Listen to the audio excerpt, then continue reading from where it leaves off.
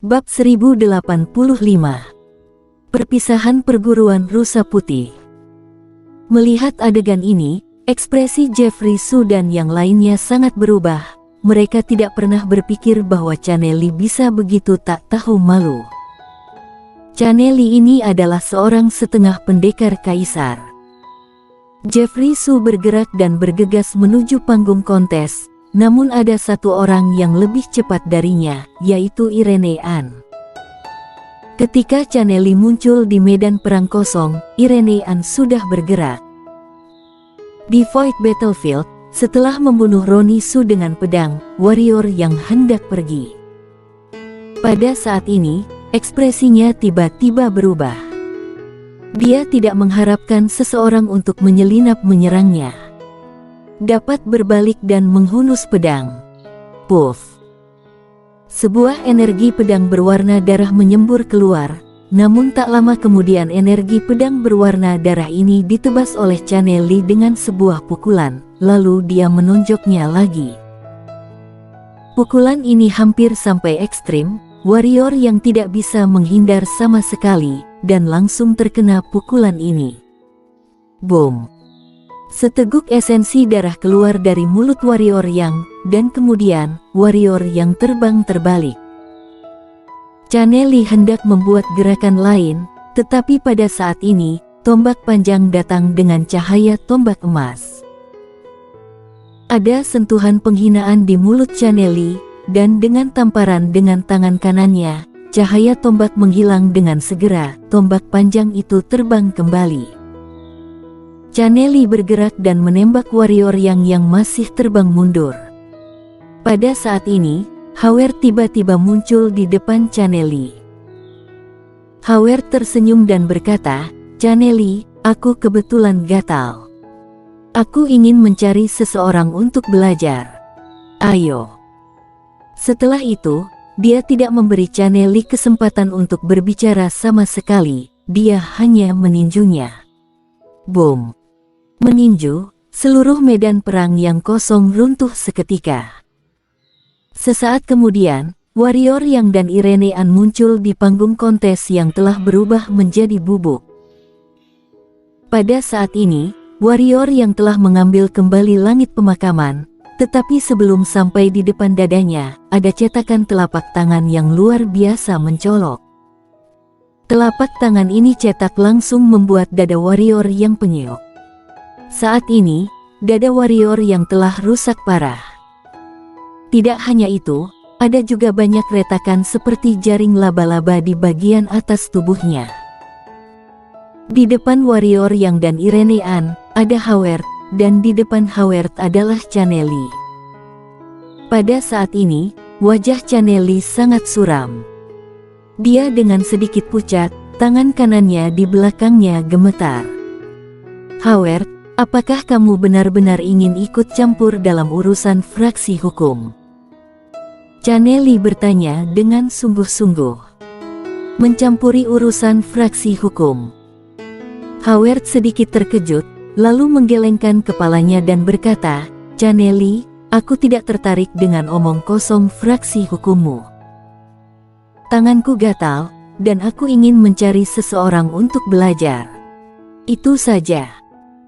Berbicara tentang ini, dia berhenti, kemudian berkata, "Namun, aku harus mengatakan sesuatu yang adil. Chaneli, kamu berjanji untuk bertarung dengan adil, tetapi kamu benar-benar campur tangan, dan bahkan menggertak setengah pendekar suci. Jujur saja, jika menyebar, kamu akan menjadi terkenal di masa depan. Tidak hanya terkenal, tetapi kamu, fraksi hukum, dan sekte-sekte leluhur fraksi hukummu takutnya akan terkenal." Chaneli menatap Howard lama, dan akhirnya berkata, "Kali ini, fraksi hukum yang mengundang sekte Wuzong. Sekarang fraksi hukumku tidak menyambut sekte Wuzong. Senior Howard bisa pergi. Aku akan mengejar orang." Howard tersenyum dan berkata, "Aku akan pergi jika kamu tidak mengatakannya." Sungguh tidak ada artinya melihat beberapa orang di sini dengan berani menindas yang kecil. Saat dia mengatakan itu, dia mengabaikan Chaneli yang tampak jelek, menoleh untuk melihat Irene An, dan berkata, "Murid yang baik, kami tidak diterima, kami harus pergi." Irene An memandangi cetakan telapak tangan di dada warrior yang untuk waktu yang lama. Akhirnya, dia menarik napas dalam-dalam, lalu berbalik untuk melihat Chaneli, dan berkata, "Suatu hari, aku pasti akan memenggal kepalamu sendiri." Wajah Chaneli sedikit berubah. Jika orang biasa mengatakan ini, dia akan berpikir bahwa pihak lain kentut, tetapi ketika pemilik tubuh Dewa Pendekar mengatakannya, dia harus takut. Di matanya, ada niat membunuh. Pada saat ini, Howard tertawa dan berkata, "Muridku hanya bercanda, dengarkan saja, jangan menganggapnya serius." Jika harus menganggapnya serius, maka aku juga hanya bisa menganggapnya serius. Chaneli menatap Irene An dalam-dalam, lalu berkata, "Silakan pergi." Howard memandang Irene An memandang warrior yang dan berkata, "Aku akan mencoba yang terbaik untuk menjadi lebih kuat." Setelah berbicara, dia berjalan ke Howard. Howard melirik warrior yang dan berkata, "Kamu memiliki temperamen yang baik. Aku harap kamu tidak akan ditinggalkan oleh muridku saat aku melihatmu lagi." Suara itu jatuh, Howard melambaikan tangan kanannya, Joshua Wu dan Irene An tiba-tiba menghilang di tempat. Ratusan ribu mil jauhnya, Joshua Wu mengirim transmisi suara ke Howard dan berkata, "Paman Guru, karena kamu juga mengenalinya, mengapa kamu tidak membawanya kembali ke Sekte Wusong bersamamu? Orang ini benar-benar jenius. Apakah kamu babi?" Howard memarahi melalui transmisi suara, "Kamu adalah perguruan rusa putih, apakah kamu benar-benar mengizinkan kami untuk menggertakmu? Mengambil gadis ini, kami telah menyinggung fraksi hukum." Fraksi Konfusianisme juga sedikit tidak senang, tetapi keduanya tidak ingin berkelahi dengan lelaki tua itu, terutama fraksi Konfusianisme. Gadis ini adalah tubuh Dewa Pendekar, mereka tahu bahwa yang paling cocok untuknya adalah Sekte Wusong dan mereka tahu, jika tidak membiarkanku mengambilnya, kami pasti tidak akan menyerah, jadi mereka memilih untuk mengalah dan membiarkanku berutang budi kepada mereka. Tetapi jika aku serakah, bahkan anak itu juga dibawa pergi, coba katakan, apakah mereka mengizinkannya?" Joshua Wu. Howard berkata lagi, "Itu benar-benar membuat mereka kesal, kami tidak akan mendapatkan satu pun dari mereka." Meskipun saat ini perguruan rusa putih tidak sebaik dulu karena perpecahan internal, tetapi pada masa jayanya, bahkan Istana Alam Baka dan fraksi jahat juga akan memberi mereka wajah. Warisan mereka selalu ada, jika tidak akan ditelan sekarang. Joshua Wu tersenyum kecut, membungkuk sedikit kepada Howard, dan berkata, "Aku telah belajar banyak. Sebenarnya, anak itu sangat baik. Sayang sekali." Di perguruan rusa putih, warrior yang menelan batu kecubung, lalu berdiri perlahan, kali ini lelaki tua itu menoleh ke arahnya. Warrior yang juga melihat ke pihak lain, dengan seringai di sudut mulutnya, dan berkata, "Mengapa, kamu tidak akan memberitahuku bahwa ada permainan keempat, bukan? Jika ada, maka aku akan benar-benar memberitahumu sebuah kata, tidak berdaya." Jeffrey Su menghadang di depan warrior yang. Pada saat yang sama, Master fraksi Konfusianisme di sebelahnya juga datang ke warrior yang. Pada saat ini, warrior yang bisa dikatakan membutuhkan perlindungan kunci. Karena Chaneli ini benar-benar tidak tahu malu. Warrior yang juga mengepalkan tangan kanannya perlahan. Keberanian orang tua ini di luar imajinasinya. Dia harus sangat waspada terhadap pihak lain. Chaneli memandang warrior yang sejenak, dan kemudian berkata, aku harus mengatakan, kamu benar-benar baik. Sayang sekali orang tua itu dan Roni Su mencoba membunuhmu lagi dan lagi tapi gagal. Warrior yang tertawa kecil dan tidak berbicara. Pada saat ini, tidak ada artinya untuk mengatakan apapun. Namun dia tahu bahwa fraksi hukum tidak akan membiarkannya begitu saja.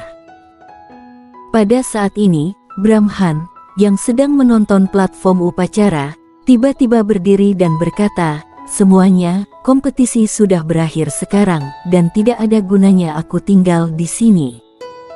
Sudah waktunya untuk pergi.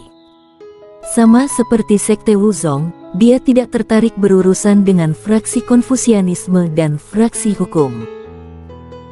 Kim Yilin, yang berada di sampingnya, juga bangkit dan berkata, Senior Li, Junior dan yang lainnya juga pergi. Tunggu.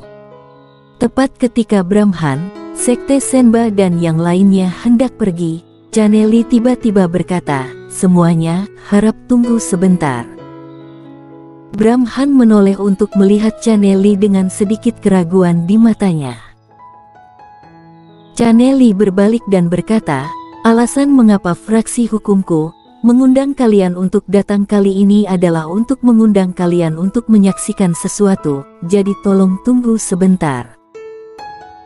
Brahman merenung sejenak, lalu mengangguk, dan berkata, jika itu masalahnya, maka aku akan tinggal sedikit lebih lama. Setelah berbicara, dia kembali ke tempat duduknya. Dia juga ingin melihat apa yang sedang dilakukan fraksi hukum. Melihat Brahman tinggal di belakang, Kim Yilin yang berada di sampingnya ragu-ragu sejenak lalu tetap tinggal juga. Chaneli sedikit mengangguk kepada Brahman dan yang lainnya, lalu menoleh ke arah Jeffrey Su dan berkata, sejak fraksi Konfusianisme dan fraksi hukum muncul di perguruan rusa putih, status perguruan rusa putih kami di Senzu di daratan tengah anjlok. Kenapa? Karena tidak ada persatuan di dalam perguruan rusa putih kita. Ini dimengerti oleh fraksi Konfusianisme, juga oleh fraksi hukum. Wajah Jeffrey Su tenggelam dan berkata, apa yang ingin kamu katakan? Chaneli berkata, aku ingin mengatakan bahwa dua faksi kami terus berjuang seperti ini, dan cepat atau lambat perguruan rusa putih akan disusul oleh kami.